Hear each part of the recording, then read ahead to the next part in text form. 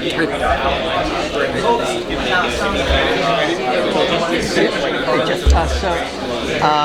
animation, I know when you're working on a project, whether it's a movie or show, one genre, like superheroes, sometimes it can easily get bored working with just one genre.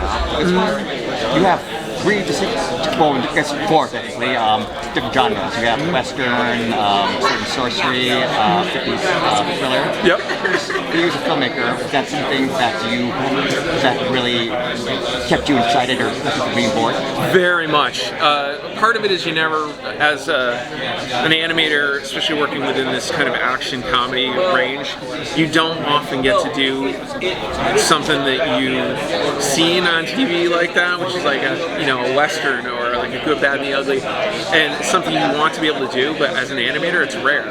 And this was super exciting, reading the script, seeing I get to play in the Western world, and I get to play with Conan, and I get to play with Twilight Zone / noir. Count me in. It was difficult, but also really satisfying. Apologies. What was the name and position on the film? Oh, my name's Jeff Wamester. I'm the director on Warworld. Okay. Yep. So, we was talking to your writer here. What was something that you definitely wanted to bring to this movie? Because I was just saying, like, there's like sizable gaps of like story that's not being told in between each movie. Like, did you guys want to, with this, kind of just focus in on the action for this one, or? So no, we're going for a little bit more of a surreal kind of like start to it, because we want you to be in the same position that the character's in, right? Usually when you're making movies or storytelling, is you want to find a way to get the audience to feel the same way as the characters that are within it. Not always confused, sometimes that's good, sometimes you don't, but this is one of those things we want you to go to just take it in, kind of like where they are, and then trying to figure out and understand what's going on with them, because they don't know what's going on through that. So the idea was to make it much more surreal, where you're riding on this and then things start, you get little clues as you go along, like it's where it's starting to head, and then it comes together at the end. So Jensen Ackles is back as Batman. Is he starting to become the central figure as Batman for the animated DC movies moving forward? He has been so far. Okay. That's a good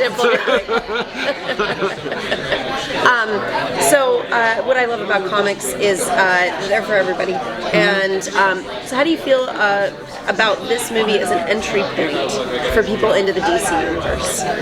I don't know if it's necessarily an entry point. I think it's a great movie you could just watch randomly. I think, the whole point to what we've been doing is we've been going on this Tomorrowverse run for a while now. We have a specific universe that we're dealing with. So, like, we're not, when we're walking into something like that, we're not thinking what's entry. We want it to be accessible, yes. Yeah. But we're also not thinking we're only going for one subset of people, right? Or that we're trying to please someone. We're really just trying to tell the best story we can.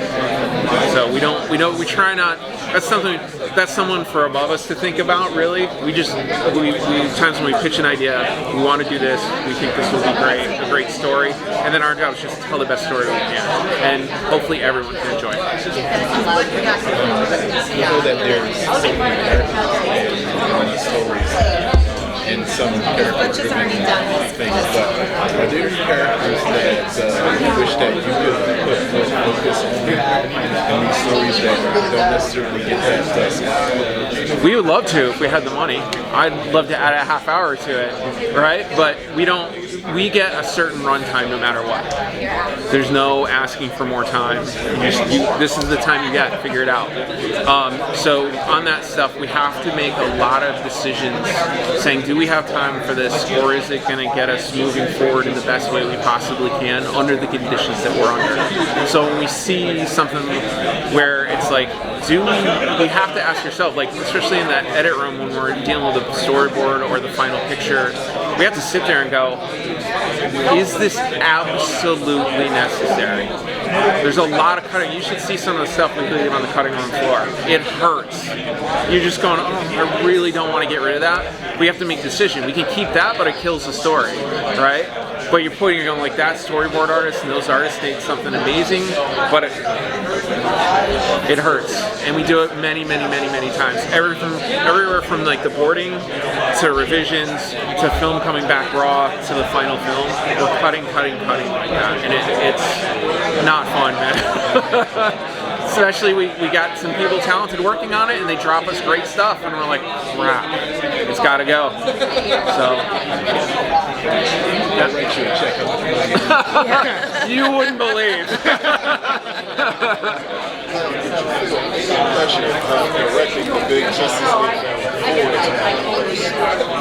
I don't have time for that. I honestly don't. I can't think of it. If I thought about it like that all the time, I wouldn't get anything done. It's more of just like, I went from one film to the next to the next. So when I finished the boards, I didn't even finish before shipping. I didn't even finish. I was on the next film. I was already reading and marking up the next script. So I'm not sitting there like where I have time to reflect on it really. I'm just like, do the best you can, do the best you can, do the best you can. Next, and you just move into the next one. So it's, yeah, I mean, it's one of those things where now I get to reflect on it, and I'm like, how am I still alive? But that's the best you can do. So.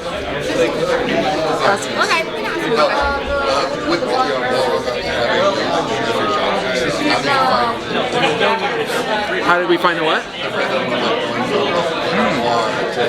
That was the hardest thing, I think, because there's a pacing to each one, but you also think of the pacing of the movie as a whole. And I think that was the greatest challenge with the whole thing, because also you have to communicate to the different board artists, like, hey, watch your speed, watch like how fast you're cutting, but we also need to make sure that pace is close enough to the rest of it. And each one's, it's a totally different genre. The cutting's different, the angles are different, the way people are interacting, it's all different, right? And what we're revealing in certain situations, like how we reveal it is changing, but it can't be so jarring. So you're like, how do we balance that through all of this? So it was a bit tricky hitting the balance, but I think we were able to get it by the end. So, no. Thank you. Thanks, guys. Thank you.